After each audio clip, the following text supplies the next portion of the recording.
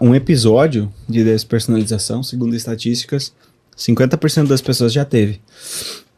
Mas o transtorno, ele é mais raro. Só que o sintoma, né? Uma coisa é o episódio, o transtorno e o quadro em si, né? A despersonalização você pode sentir quando você for assaltado, por exemplo. Né? Só que o transtorno é bem raro. Então são pouquíssimas pessoas que têm, que ficam assim durante muito, muito tempo. E aí já é um transtorno bem, bem grave. Quais são as características, assim? Beleza. Bom, vou contar primeiro como é que eu tive isso. Porque eu tive por 3 meses isso. 3 meses, tipo... Direto. Né? Meu Deus, cara. E aí, a primeira vez que eu senti isso, porque eu desde criança eu tenho muita sensibilidade com o que acontece na minha cabeça. Acho que por isso que eu consigo atender muito bem. Porque quando a pessoa fala... quase tudo que as pessoas me falam no consultório eu já vivi, eu já pensei... Né? Então, já calculou aquele universo. Eu sempre penso muito assim sobre essa coisa da experiência humana vivendo. E aí eu lembrava que uma vez eu bati de carro, acho que com 19 anos, e eu me senti totalmente estranho, assim. Parece que eu não era eu, que eu não era real, que eu tava vivendo um filme. E aí, depois passou e beleza, nunca mais tive. Aí quando tava na pandemia, eu tava num trabalho, eu tinha passado num concurso, e eu tava trabalhando, e era um negócio extremamente burocrático, e eu sou extremamente criativo, então eu tinha que ficar lançando dados na planilha que eu olhava e dizia, cara, nunca ninguém vai usar isso. E eu ficava, meu Deus do céu, assistindo o vídeo lá do Pedro Calabres, lá de filosofia, pensando, cara, eu queria estar fazendo isso, queria estar falando esse tipo de coisa, né? Isso era antes de eu fazer o podcast. E aí eu tava lá, e eu tava num relacionamento extremamente patológico, assim, uma pessoa que me fazia eu ficar confuso com tudo, assim, né? Pisando em ovos e tal. E aí eu tava com o meu limiar de estresse alto. Então o meu eixo HPA tava lá no talo, né? E aí o que aconteceu? Eu tava pesquisando no computador, naquela loucuragem de ver um monte de coisa. E aí eu caí num negócio que era The Game, o jogo. E aí, pra vocês entenderem por que isso me deixou noiado, tem que entender uma outra parada que é lá quando eu tinha 14 anos, que tava lançando aquele filme O Segredo. Aí falavam, se você pensa nas coisas, acontece. E eu pensei, cara, e se eu pensar que eu vou morrer? E se eu pensar que eu vou ter um ataque de pânico? E se eu pensar que eu vou ter que gritar, sei lá, uma obscenidade no meio da rua? Aí isso vai acontecer? Aí eu comecei a ficar com muito medo e isso começou a ficar na minha cabeça, que é o quê? Sintoma de toque, obsessão e compulsão. Então eu tinha esses sintomas de toque, para amenizar isso, eu tinha que ficar dizendo, não, eu não vou fazer isso, nunca faria isso, isso aqui. Várias compulsões mentais, atos mentais para amenizar a ansiedade. E aí isso foi diminuindo esse sintoma a ponto de sumir. Aí quando chegou na pandemia, o meu eixo de limiar de estresse começou a subir. Aí eu desenvolvi depressão. Eu já tinha tido depressão na adolescência. Aí eu tive uma depressão. E bem assim, quando eu comecei a desenvolver a depressão, eu tava lá pesquisando esse negócio do The Game. E aí o negócio falava assim, o The Game é um jogo mental, que todo mundo joga ao mesmo tempo, sem saber. Se você sabe do jogo, você perdeu. Se você esquece, você ganha. E eu pensei, cara, eu nunca mais vou esquecer desse negócio.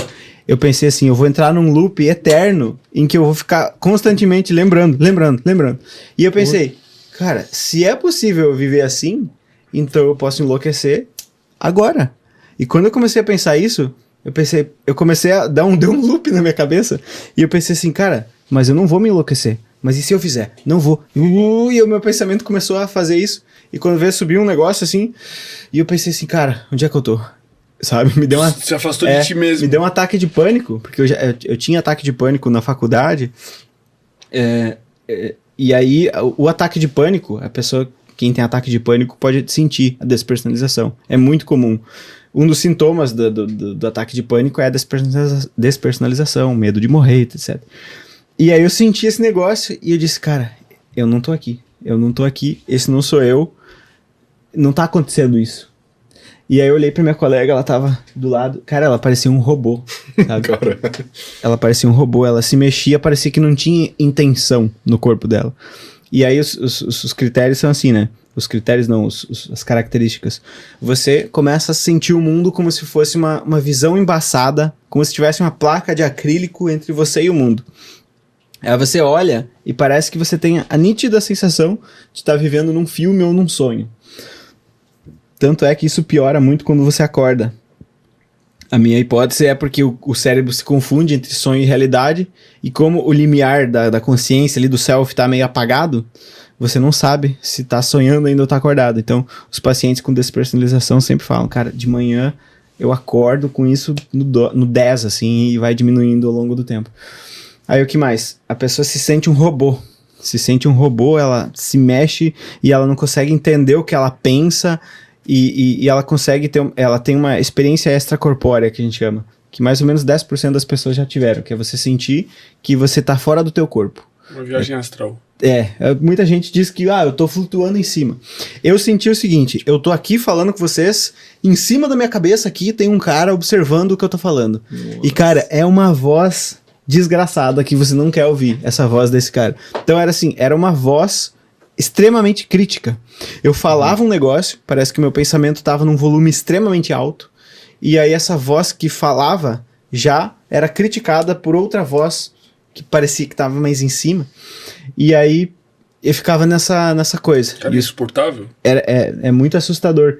É mais assustador ainda quando você não sabe o que é isso. Então, muita gente vai ouvir aqui e vai dizer, cara, entendi, é um negócio que muita gente tem, é um negócio que vem por causa do estresse, da ansiedade. Então, o estresse e a ansiedade vai subindo, você pode ter mais, vai descendo, você pode não ir perdendo. Mas, tipo, você precisa ter esse pensamento questionador de tudo. Você fica tendo isso, é involuntário. Tá, mas tá. Entendi. Então, se tu, por exemplo, pode ser um gatilho, assim, tu começar a falar sobre assuntos... Isso, exato. Cara, é um gatilho brutal.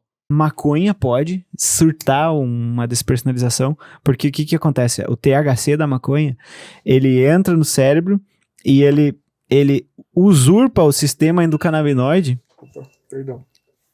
Pode ir. O sistema dos canabinoides ali do cérebro, que o cérebro cria. Só que é como se fosse o seguinte, é como se você criasse um som dentro da tua cabeça e aí batesse um som muito forte fora que você ficasse surdo para o que tá ali dentro. Essa é uma analogia para você entender essa questão do THC. Entra uma substância que é externa e ela usurpa o sistema de dentro, que é um sistema responsável por regulação de estresse. Então, por isso que o indivíduo, quando fuma muita maconha, ele vai sentir uma paranoia gigantesca. O sistema de estresse dele é usurpado pelo endocannabinoide que ele fuma, que vem, e a maconha, em muitos países, está cada vez com mais THC. Então, assim, você fuma um pouquinho já, pode surtar essa despersonalização, pode acontecer isso. E aí o indivíduo pode sentir esse colapso interno de um estresse muito elevado, uma ansiedade muito elevada que torna o corpo dele, faz a experiência dele subjetiva meio que desconectar. Como se ele fosse um espectador da vida. Assim, a sensação que ele tem é de que ele fosse um autômato, um robô, que ele sente que ele vive, ele tem dois dele, um observando e outro fazendo.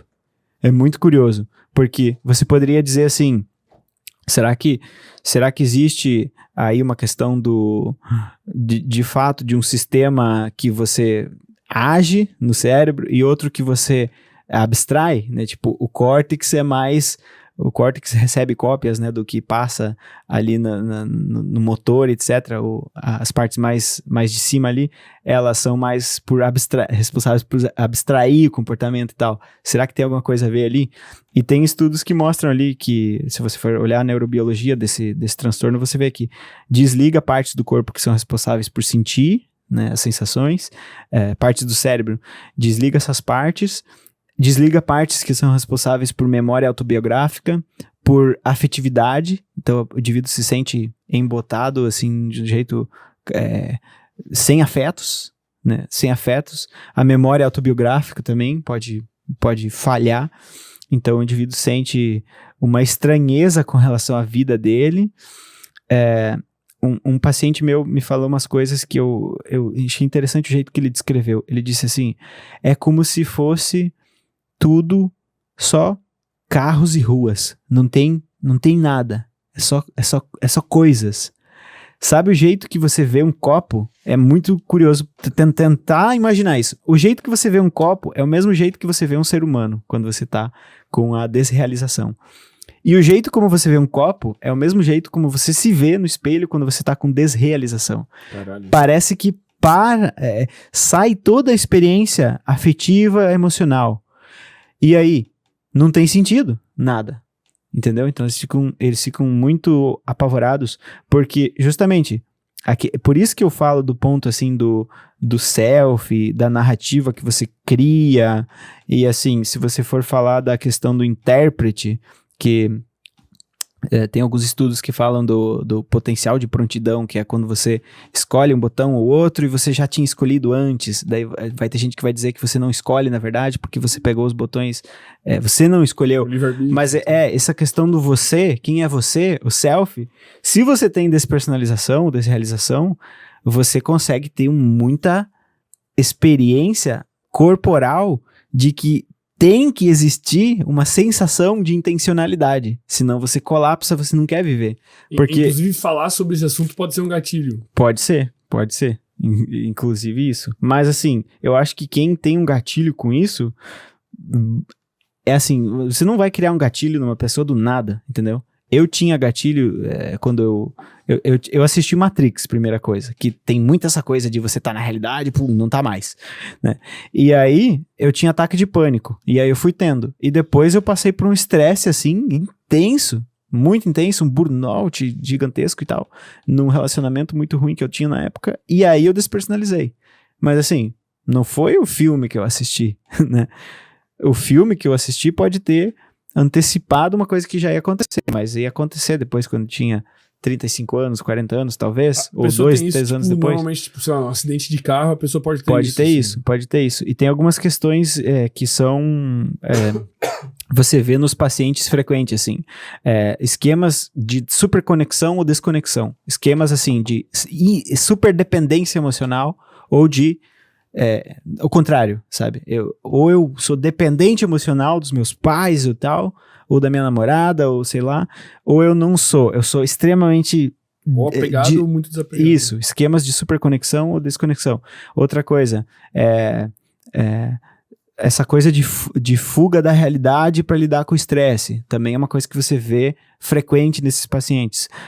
Que tem propensão a isso. Eu, por exemplo, era uma criança, um adolescente e um jovem adulto que eu falava para os meus amigos, eu dizia assim, eu passo mais tempo na ficção da minha cabeça do que na realidade, eu passo muito tempo nas minhas fantasias do que na realidade, né? Então assim, quando você tá diante de um estresse, você, foge, né? Esse esquema de fuga pode predispor o sujeito a ter a despersonalização como sintoma.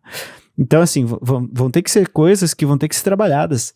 Querendo a gente fale sobre isso ou não, né? Tendo gatilho ou não, eu pelo menos tenho um pouco dessa ideia, assim. A gente vai não falar da coisa, porque vai dar gatilho em alguém, a gente vai perder de tratar um monte de gente, e essa pessoa que teve o gatilho tem uma propensão gigantesca a ter esse negócio lá quando o carro atropela ela. Melhor que ela saiba disso do que ela ser pega por um negócio que geralmente eles acham que estão enlouquecendo, os pacientes acham que estão ficando malucos, que estão tendo esquizofrenia, que estão tendo surto, que não tem mais volta, que não vão mais voltar a ver as coisas como elas são, né? E não é um sintoma de estresse, né? A não ser que você tenha um transtorno que é, assim, preenche o quadro para o transtorno, ele é um pouco mais grave do que o sintoma, né?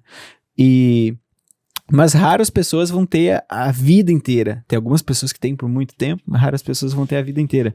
Mas se você vê isso e tem gatilho, ou sei lá o quê, significa que você vai ter que tratar alguma coisa, porque senão você vai ter isso em outro lugar, né? Você vai ter no trabalho, e você vai ter isso de alguma forma em algum trauma da vida. Então, a gente pode gerar gatilho? Pode, mas talvez a gente esteja ajudando essa pessoa a entender o que ela tá passando, Porque a pessoa poderia, por exemplo, querer se suicidar, porque ela tá achando que ela tá ficando maluca, ela fala com alguém, a pessoa não entende o que ela tá falando. Imagina eu te falar, é como se você visse você mesmo como se fosse um copo. Você dizer, quê? Porra, Como tá assim? maluco. Mas é isso, você sente que os corpos humanos são vazios. Não tem significado ali nas ações.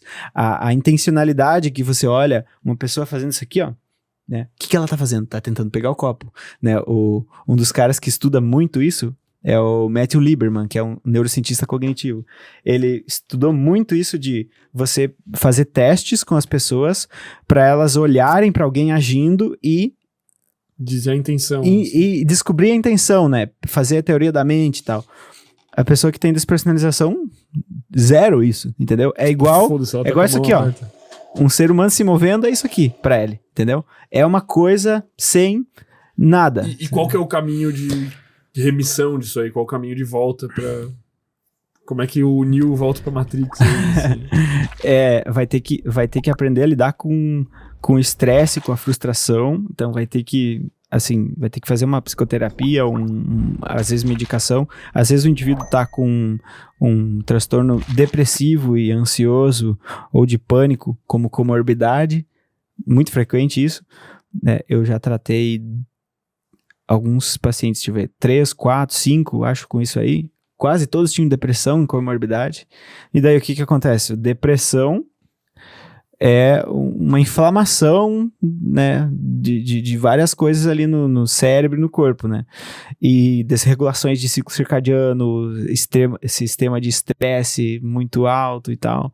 E aí, como é que você vai sair desse quadro se você não trata a depressão, não trata a ansiedade? Vai ter que tratar essas comorbidades, mas também vai ter que fazer uma psicoterapia que é mais focada para isso, que é assim, mais na questão de você também, como a questão do trauma lá, você conseguir experienciar o sensorial de novo, vivenciar o sensorial de novo, voltar para isso.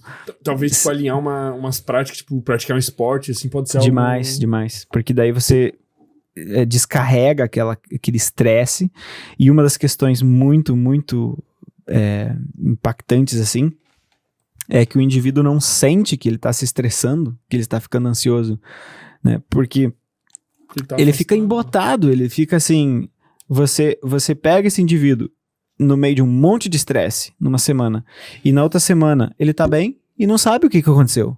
Ele tá melhor, mas ele não sabe. Teve um paciente que eu atendi que uma semana voltou, assim, bem diferente. Tinha terminado o namoro, se afastou da pessoa, e a pessoa era extremamente tóxica, e ele falou assim, ó, de uma lucidez e de uma organização de pensamento, e eu, opa, na outra semana, depois de 2 semanas, ele voltou, assim, não tô sentindo mais nada, não sei o que tá acontecendo, e ele disse, não mudou nada.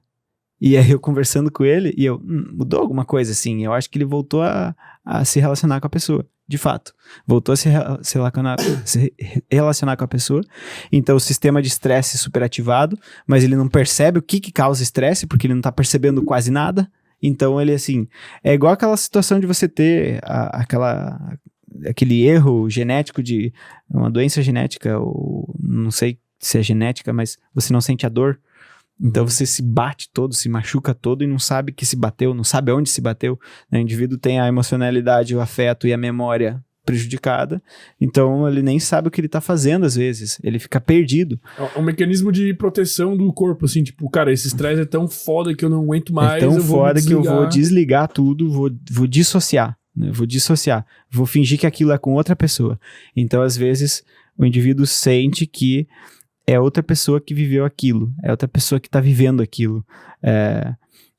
Eu lembro que uma vez que eu conversei com a minha irmã sobre isso, ela disse, quando a gente se assusta muito, parece que aquilo não tá acontecendo, né? Ela falou assim, é isso? Você disse assim, não, isso não pode estar acontecendo. Essa descrença de que aquilo é real, assim, 50% das pessoas já teve um episódio, assim, disso, mas o indivíduo que tem todas essas defesas imaturas, essa propensão a fugir, uma propensão a ter muito estresse, uma desconexão, então assim, vai ter que ter rede de apoio, vai ter que aprender a a regular o estresse, muitas vezes vai ter que fazer uma medicação, vai ter que ter um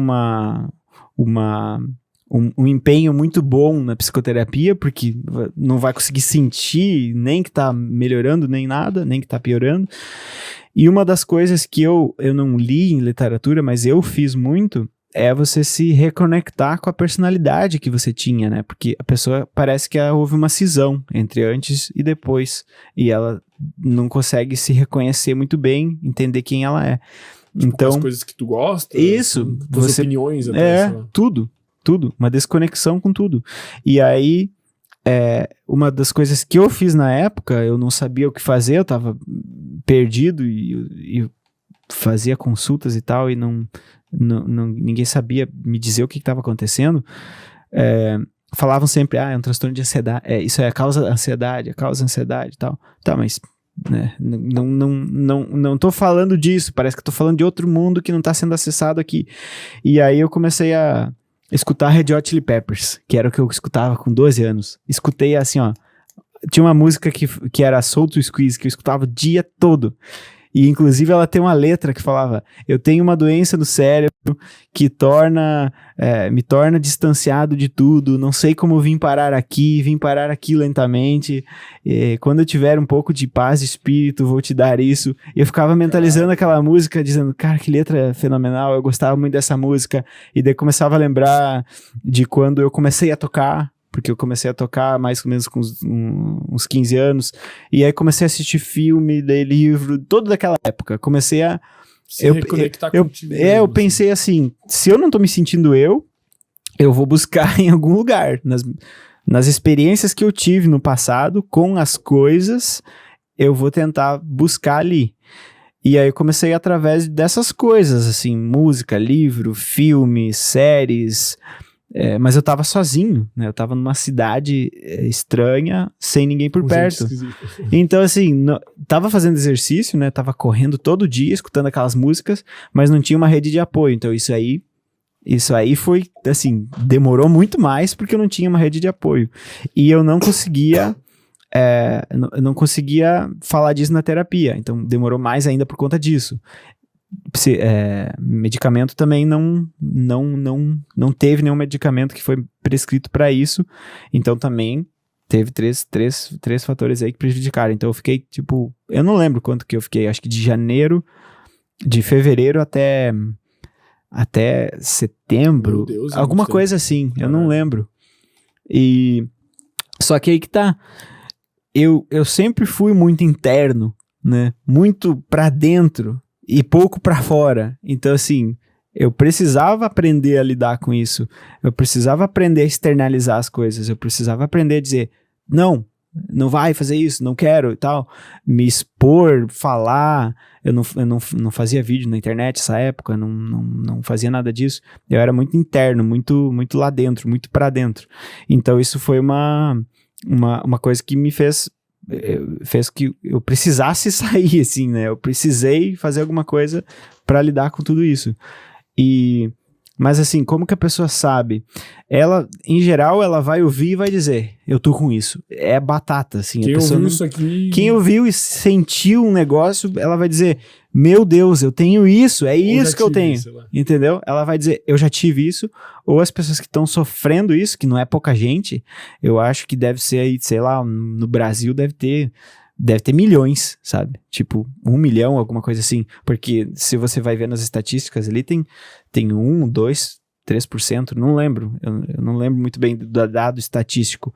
Mas tem bastante gente que deve estar passando por isso, com comorbidade de depressão, pânico, ansiedade, ou só o transtorno em si. Mas é bem raro. Eu nunca peguei uma pessoa que teve o transtorno em si. Assim, a pessoa estava bem, despersonalizou, do nada. Nunca tive. Sempre foi estresse, ansiedade, sempre foi uma carga brutal, um trauma. Sempre teve esse elemento externo muito forte, de ambiente, assim, sabe?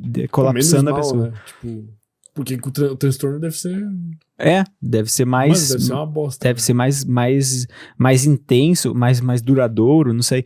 Se você vai ver em fóruns, no Reddit, coisa assim, você vai ver fóruns, tem pessoas lá fora, não sei porquê, nos Estados Unidos tem muita gente relatando isso. Eu não sei se lá eles falam mais do que aqui, ou se tem mais lá, não sei. Pode ser Mas, porque o ambiente assim, lá eu acho que é pior. Mas tem mais talvez. violência lá, tem mais, assim, se você vai ver, O cara tá... vai na escola, mata todo mundo, tem umas paradas, cheio assim, dessas de porra. violência bem intensa lá. Então pode ser que tenha mais casos. E aí, nos fóruns, às vezes, você vê relatos de pessoas que têm por muito tempo. Mas pode ser que também não procuraram um tratamento adequado e não existe muito material ainda sobre isso.